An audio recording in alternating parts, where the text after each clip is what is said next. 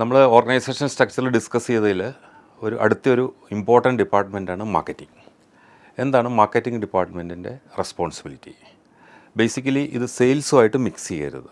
രണ്ട് ഫങ്ഷൻസാണ്, രണ്ട് റെസ്പോൺസിബിലിറ്റീസാണ്, രണ്ട് ഡയറക്ഷനാണ്.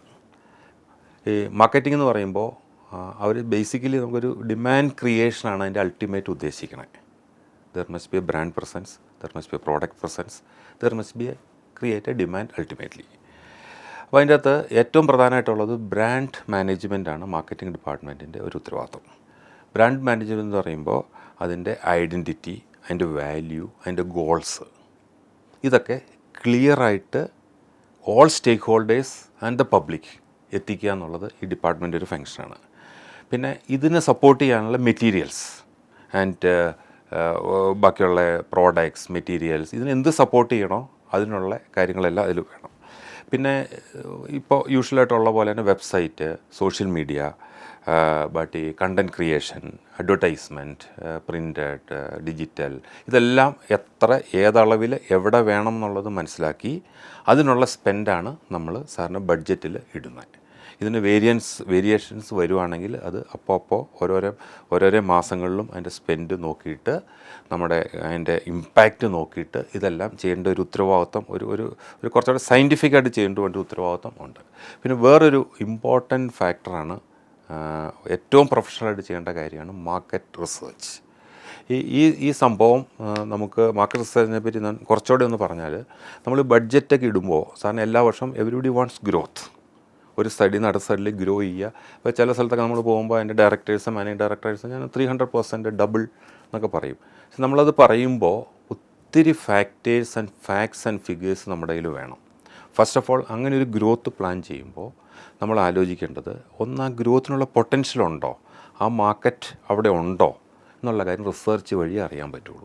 ഇനി ഗ്രോത്ത് നമുക്ക് നടത്താം എങ്കിൽ തന്നെ അത് എങ്ങനെയാണ് എത്താൻ പോകുന്നത്? നമ്മളൊരു കോമ്പറ്റീറ്ററെ ഷെയർ എടുത്തിട്ട് ഗ്രോ ചെയ്യുകയാണോ, അതെയോ പുതിയ മാർക്കറ്റുകൾ കണ്ടുപിടിക്കുകയാണോ, അതോ പുതിയ ഏരിയാസ് കണ്ടുപിടിക്കുകയാണോ? ഇത് വളരെ ക്ലിയർ ആയിരിക്കണം. അല്ലെങ്കിൽ വെറുതെ ഗ്രോത്ത് എന്ന് പറഞ്ഞിട്ട് ബഡ്ജറ്റ് ഇട്ടിട്ട് സ്പെൻഡ് ചെയ്തിട്ട് എത്താണ്ടിരിക്കാൻ കാരണം ഇതായിരിക്കും. ശരിയായൊരു മാർക്കറ്റ് റിസർച്ച് നമ്മൾ നടത്താനുള്ള എക്യുപ്ഡ് ആയിരിക്കണം. അതിൻ്റെ ഉത്തരവാദിത്വം മാനേജ്മെൻറ്റാണ്. നമ്മൾ വളരെ മെഷേർഡായിട്ട് വേണം നമ്മൾ ഇൻവെസ്റ്റ് ചെയ്യാനും ഗ്രോത്ത്, സെയിൽസ് പ്ലാൻ ചെയ്യാണല്ലോ. പിന്നെ ഇൻറ്റേർണൽ കമ്മ്യൂണിക്കേഷൻസ്, അതും മാർക്കറ്റിംഗ് ഡിപ്പാർട്ട്മെൻറ്റിൻ്റെ ഒരു ഇമ്പോർട്ടൻറ്റ് ഫാക്ടറാണ്. അതായത് എംപ്ലോയീസ് തമ്മിലുള്ള കമ്മ്യൂണിക്കേഷൻ, സ്റ്റേക്ക് ഹോൾഡേഴ്സുമായിട്ടുള്ള കമ്മ്യൂണിക്കേഷൻ, അവരുമായിട്ടുള്ള നമ്മുടെ മെസ്സേജസ് പോകുന്നു, നമ്മുടെ വാല്യൂസ് ഇത് ചെയ്യുന്നു. അതിങ്ങനെ നമ്മളിങ്ങനെ ഇങ്ങനെ അപ്ഡേറ്റ് ചെയ്തുകൊണ്ടോ അതിങ്ങനെ പുഷ് ചെയ്തുകൊണ്ടോ ഇരിക്കുന്നു അതിൻ്റെ കാര്യങ്ങൾ.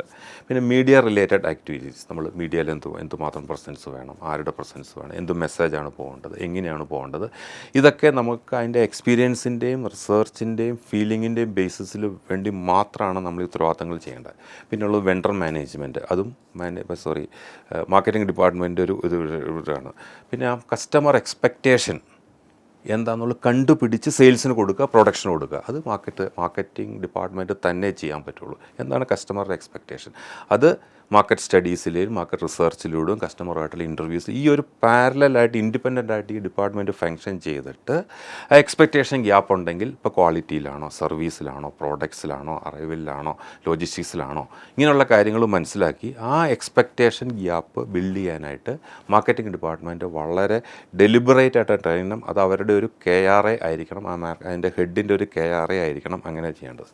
പിന്നെ രണ്ടാമത് പബ്ലിക് റിലേഷൻ ആക്ടിവിറ്റീസ്.